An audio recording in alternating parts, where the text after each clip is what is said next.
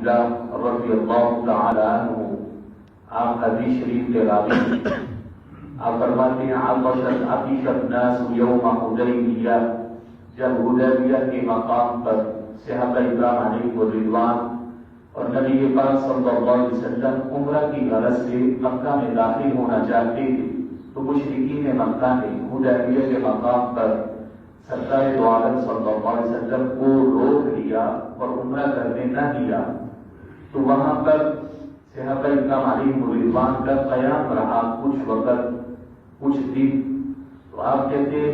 وہ لوگ جو حضور کے ساتھ حدیبیہ کے مقام پر موجود تھے ان کا پانی ختم ہو گیا اور پیاس شدت اختیار کر گئی۔ ورسول اللہ صلی اللہ علیہ وسلم بین یدیہ رغوۃ، تو حضور کے پاس ایک چھوٹا مشکیزہ تھا جس میں پانی موجود تھا، تو حضور کا توقع منہا صحابہ اکرام علیہ الرضوان کے پاس پانی ختم ہو چکا تھا، تو جب حضور نے اس مشکیزہ کو نکالا اور وضو کرنے لگے اقبل الناس نحوہ،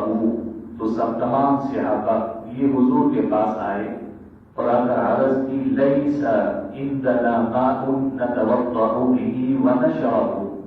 حضور ہم جتنا پانی ساتھ لائے تھے وہ سارا پانی ختم ہو چکا ہے،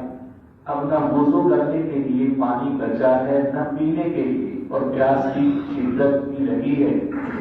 اور آگے نماز کا وقت ہے، وضو بھی کرنا ہے،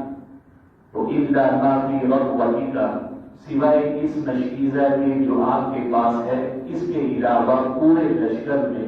کسی کے پاس ایک قطرہ بھی پانی کا موجود نہیں ہے۔ جب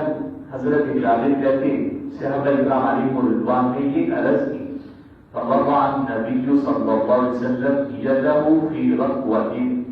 تو وہ مشکیزہ جس سے حضور وضو فرما رہے تھے حضور نے اپنا ید اللہ والا ہاتھ جسے اللہ تعالیٰ نے اپنا ہاتھ قرار دیا، فرمایا وما رمیت اذ رمیت ولکن اللہ رمی، اے محبوب صلی اللہ علیہ وسلم جب آپ نے وہ کنکریاں پھینکی وہ آپ نے نہیں پھینکی تھی بلکہ اللہ نے پھینکی تھی، اور حضور کے ہاتھ کو اللہ نے اپنا ہاتھ قرار دیا، حضور نے اپنا وہ ہاتھ اس مشکیزے میں رکھا، تو صحابہ اکرام علیہ الرضوان فرماتے فجعل الماء يفور من بين اصابعه كأمثال العيون، ہم دیکھ رہے تھے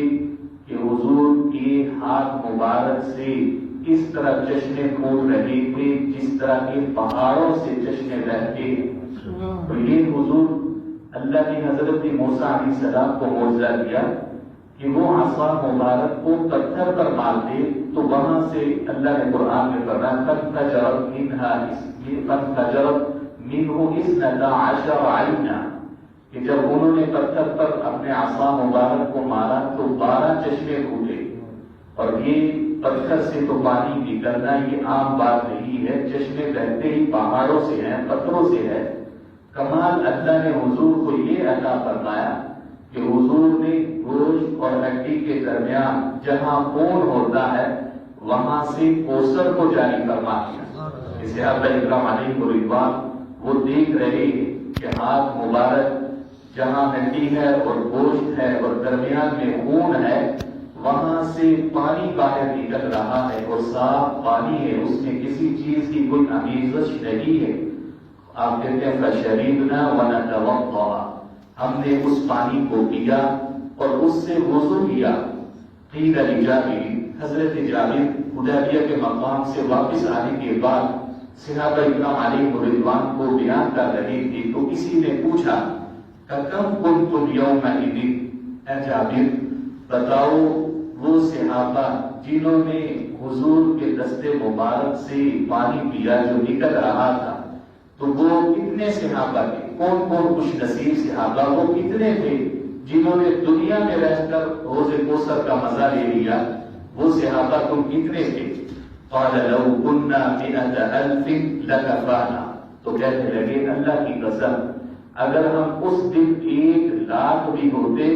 تو جس طرح ہاتھ مبارک سے چشمے بہ رہے تھے ہم 1,00,000 صحابہ پی لیتے پھر بھی پانی بچ جاتا، اتنا پانی حضور کے ہاتھ مبارک سے نکل رہا تھا۔ فرمایا لو كنا 100,000 لكفانا، اگر ہم لاکھ بھی ہوتے تو پھر بھی پانی زیادہ تھا. كنا 15,100، ہم اس وقت 1500 صحابہ تھے حضور کے ساتھ جنہوں نے دنیا میں رہ کے حوض کوثر کا مزہ لیا، حوض کوثر کا پانی پیا. تو یہ سرکار کو اللہ تعالیٰ نے حضرت موسیٰ علیہ السلام سے اعلیٰ اور افضل معجزہ عطا فرمایا. اور یہ نبی رحمت صلی اللہ علیہ وسلم کا اللہ رب ذوالجلال کی بارگاہ میں یہ مقام اور مرتبہ ہے. حضرت